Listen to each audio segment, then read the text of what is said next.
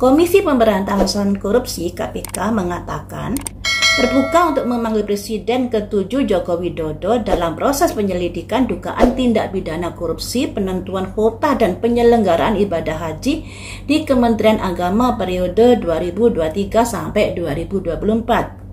Hal ini terutama berkaitan dengan keputusan pemerintah Arab Saudi memberikan kuota haji tambahan kepada Jokowi sebesar 20.000 kuota pada periode tersebut. Pemanggilan terhadap semua saksi tentu bergantung kebutuhan dari penyidik. KPK terbuka untuk memanggil siapa saja yang diduga mengetahui korupsi perkara ini dan dapat membantu membuka terang dari penanganan perkara ini, ujar KPK. Dan kabarnya dari kasus ini negara dirugikan banyak, teman-teman. Dirugikan banyak, kalau tadi saya baca sampai triliunan. Ya, nama Rio sampai. Nah, ini ada dugaan korupsi kuota haji era Jokowi disebut hampir 1 triliun. Nah, KPK gandeng BPK pastikan hitung kerugian keuangan negara. Harus diselidiki seterang-terangnya. Karena apa? Biar nggak rakyat kecil aja yang diubyek-ubyek, yang royalti, yang pajak, yang dan lain sebagainya. Sedangkan di sini dari orang-orang besar, orang-orang yang korupsi kan belum ada penentuan penyitaan aset dan lain sebagainya, belum ada keputusan ke arah sana. Harusnya sudah disahkan undang-undangnya itu, jangan hanya rakyat kecil saja yang diubyek-ubyek ya toh. Nah teman-teman, mari kita lihat bagaimanakah nasib Pak Jokowi terkait dari dugaan korupsi kuota haji di era Pak Jokowi. Ya, apakah Pak Jokowi bisa lolos dari keterkaitan masalah ini? Karena di sini Pak Jokowi saat itu menjabat presiden sebagai pembantu, sebagai menteri Pak Yakult kala itu kan menteri agama. Sebagai pembantu tentunya segala sesuatunya harus sepengetahuan presiden. Kalau kita merujuk dari kata menteri sebagai pembantu presiden itu, bagaimanakah nasib Pak Jokowi terkait dari masalah kuota haji di eranya?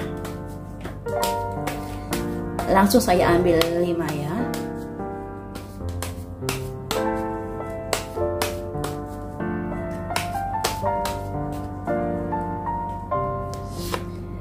Ada simbol 9 koin kemapanan materi atau kondisi yang baik-baik saja, perencanaan keuangan, kabar-kabar baik terkait masalah keuangan. Ini juga rencana keuangan juga yang keluar masalah keuangan teman-teman, karena memang yang kita bahas adalah masalah korupsi uang ya toh.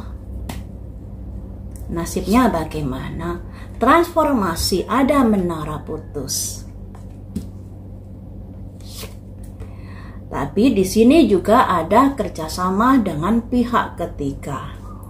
Jadi begini, ketiga kartu ini melambangkan terkait masalah keuangan.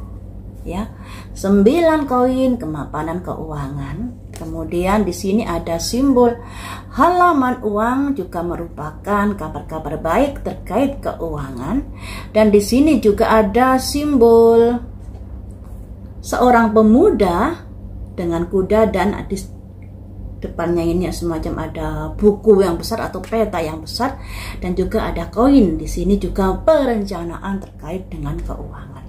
Kalau dari kartu ini sebenarnya mengetahui, dan di sini juga ada transformasi proses hukum yang saat ini sedang bergulir. Makanya dari KPK tidak menutup kemungkinan untuk menyelidiki Pak Jokowi atas kasus ini agar memberi terang terhadap kasus kuota haji ini dan penyelenggaraannya. Namun di sini ternyata juga ada pihak ketiga Pak Jokowi di dalam kasus ini.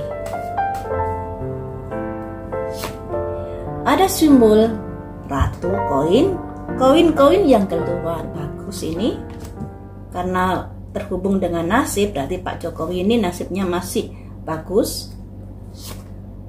Tapi di sini juga ada simbol 10 tongkat, yang artinya juga kepikiran dan menanggung beban yang dia pikirkan.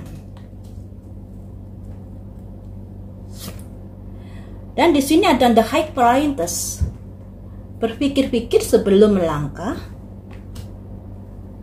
Kemudian 10 jangkir.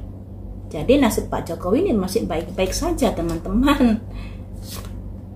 The wheel, ada perputaran nasib ke arah mana?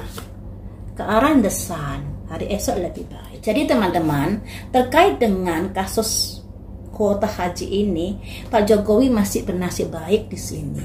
Walaupun ternyata sebenarnya dia juga kepikiran, tertekan terkait dari masalah kuota haji yang saat ini juga menyeret namanya.